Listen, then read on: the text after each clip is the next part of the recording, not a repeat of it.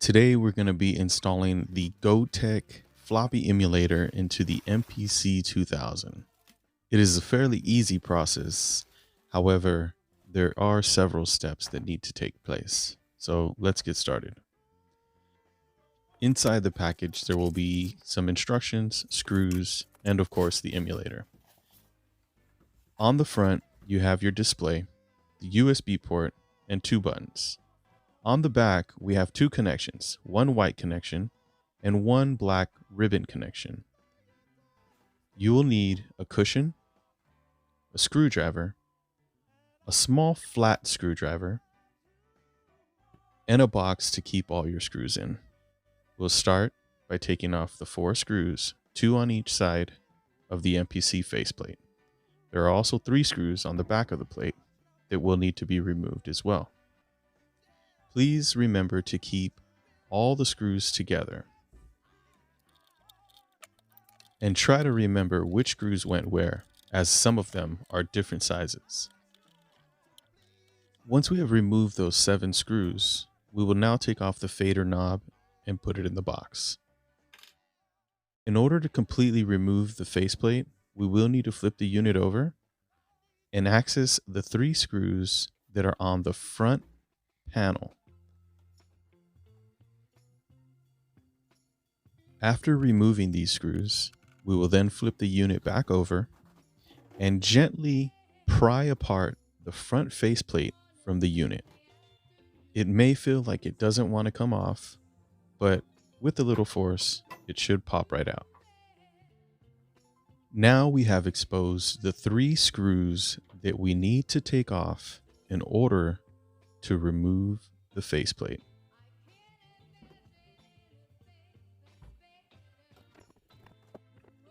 Once these 3 screws have been removed, we can gently finesse the faceplate off of the unit.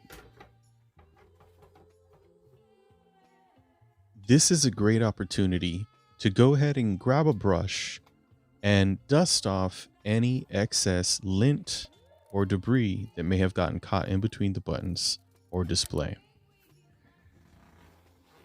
Next, we will peel off the pads so we can give them a thorough cleaning and wipe off the sensors. Now, there is a top plate containing 6 screws, 2 in the center, 2 on each side. We will need to remove this top plate, which is connected by 1 ribbon, in order to access the floppy drive.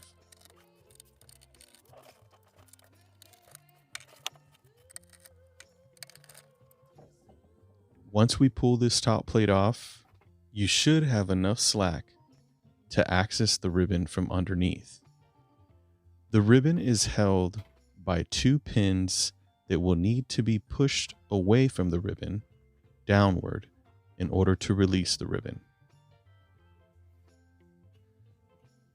You will want to remember which direction the ribbon was in, so when you go back to install it, you connect it the same way. Here is where it will connect, and here are your 2 clips that you will need to push down in order to release the ribbon.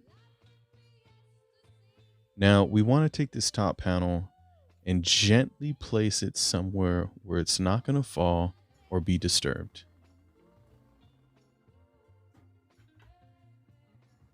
Here is our hard drive. This is a great opportunity to closely inspect your board and your casing for any dust or debris that may be inside. My unit has only been opened once, probably in '98, just a year or so after I purchased it. So I'm going to take this opportunity to go ahead and blow out any debris that may be inside.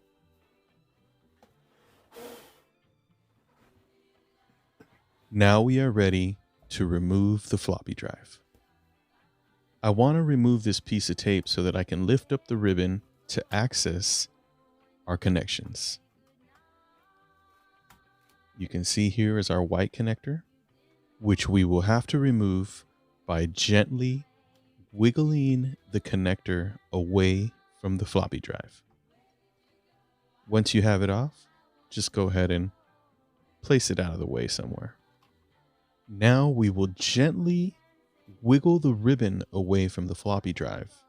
Be sure and keep track how the ribbon was connected for when we go to install the Gotek. There are 4 screws that are holding the floppy disk to the casing. Underneath the unit, you will see 1, 2, 3, and 4. We will now flip the unit upside down so that we can comfortably remove those screws. Once we remove all 4 screws, the floppy drive will detach itself from the casing, and we will easily be able to slide the drive from out of the unit.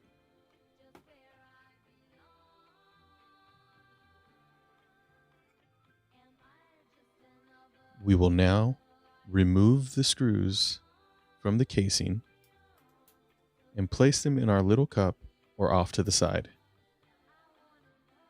We will then flip the unit back over so that we can get ready to install the Gotek emulator.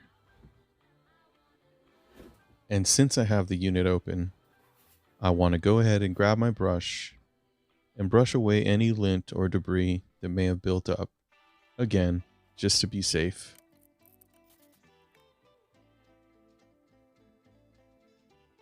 Now we are ready for the emulator.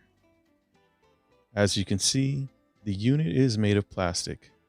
There are 4 holes which line up exactly with the casing. And here is your white connector and your ribbon connector. But before we do anything, we want to grab our small flathead screwdriver. There are 2 jumpers on the emulator, one which we need to remove and one which we need to swap. First, we are going to go ahead and swap the jumper that's on the second set of pins. We want to remove that jumper and place it here on the first set of pins, from the second to the first set of pins.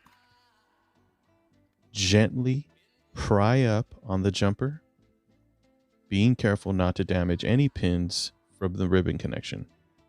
Once it's pried up, you should be able to pull it up and set it on the first set of pins, making sure that you press down so that the connection is good. If you look in between the jumper and the white casing, there are letters. MO is where we want to be. Here's our second jumper. That one we just want to get rid of.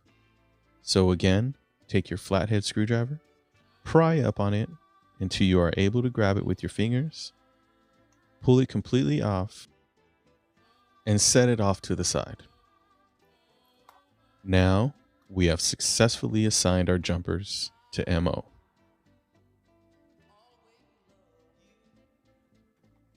Next, we're going to want to connect our ribbon.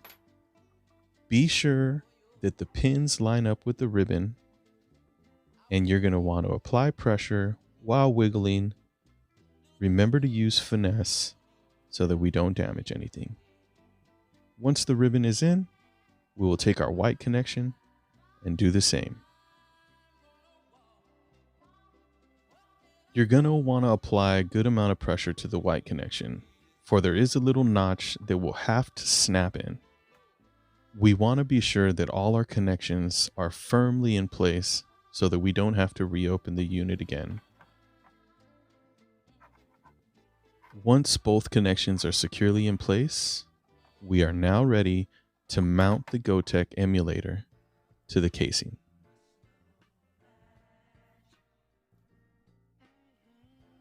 Turn your unit onto its side, and with one hand, you're going to want to grab the emulator so that it doesn't fall out. Though the holes of the emulator line up perfectly with the casing, they are not threaded, so you will have to create your own threads by forcing the screws in. Keep in mind that the emulator is made of plastic, so we do not want to over tighten. Just get them nice and snug. Once the emulator is securely fastened, we can now turn the unit back over.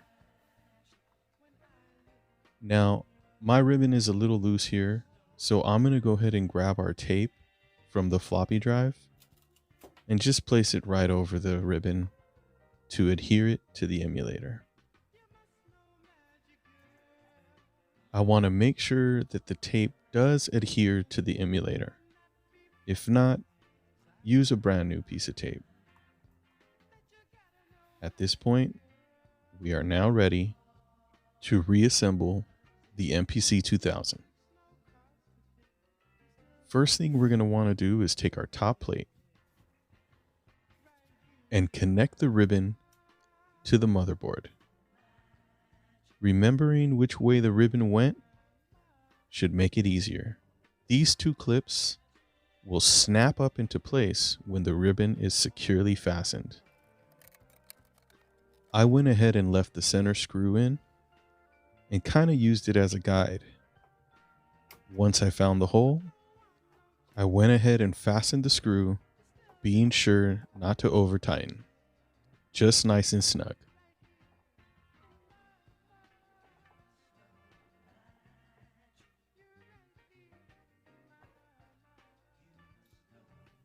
Then I went ahead and inserted the second screw, also the side screws.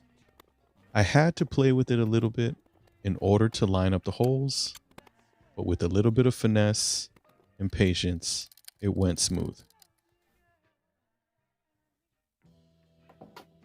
Next, I grabbed a rag and I wanted to wipe off my sensors and display one last time before I put the pads back on and the faceplate. Now we are ready to place the pads over the sensors. If you look underneath the pads, there are 2 pins.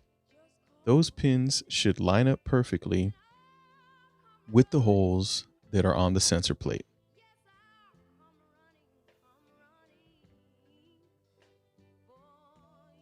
Once they flop into place, go ahead and run your hand over the pads just to kind of get a feel. Don't worry about it too much. Once we put the faceplate on, it will all line up seamlessly. Now we are ready for the faceplate. I'll take this time to wipe my screen.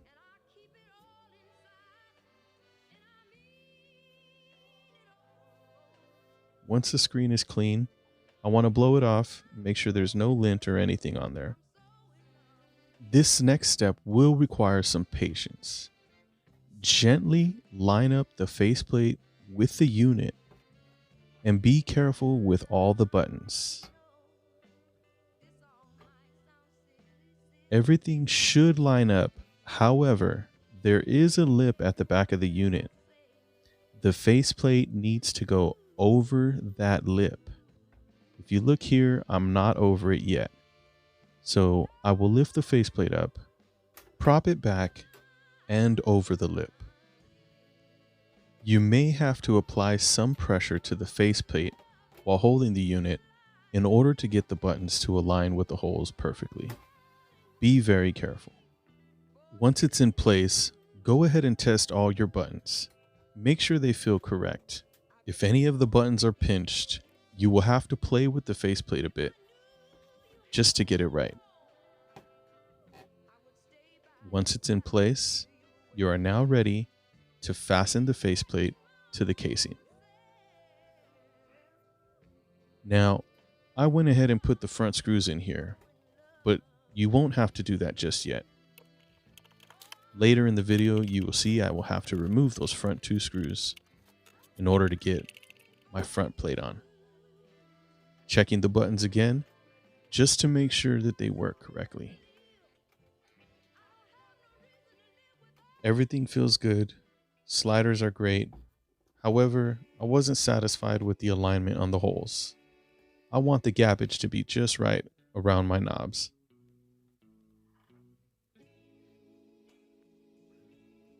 I will now take my screws and fasten the front end of the faceplate.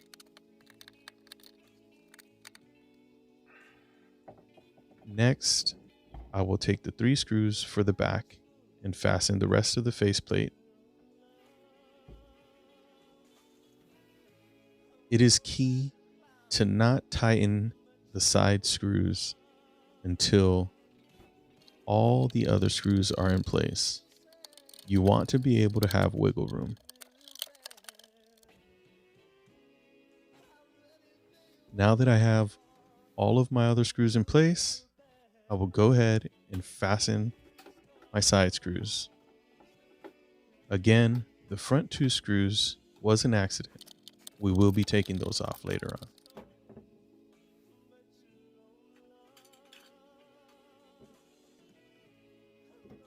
Next, we are ready to install the front panel.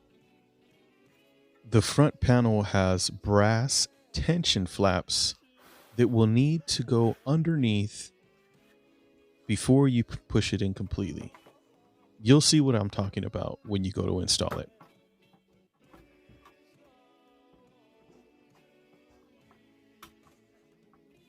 As you can see, I'm having trouble putting the front panel on because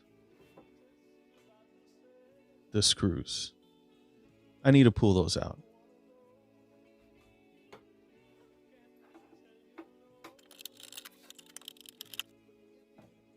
Now that those screws are out, you should be able to snap the front panel into place. You will have to press evenly so that it doesn't get caught up at an angle.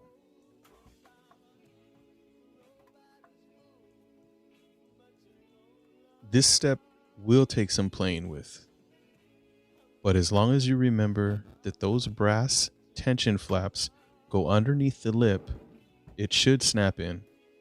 Fairly simple.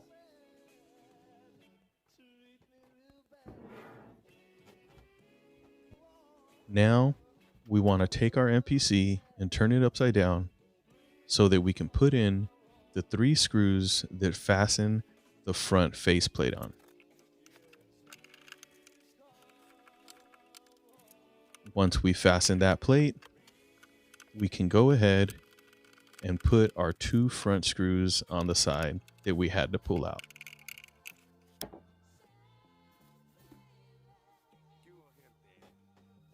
Now that we have all of our screws in, I'm going to go ahead and place the MPC on its back. And one more time, just check all the buttons. I want to make sure there's no pinches or snags. I want to make sure the buttons feel correct so that I can adjust anything before I move forward.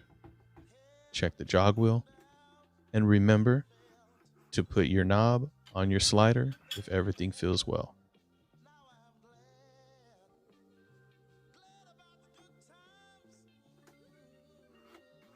The slider feels good. All the buttons feel good. We have now successfully installed the Gotek Emulator into our MPC. Let's go ahead and plug her in and power her up and see what happens. If we did everything correctly, we should have no issues.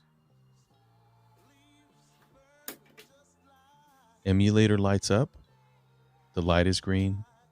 We're good to go. No more floppy disk.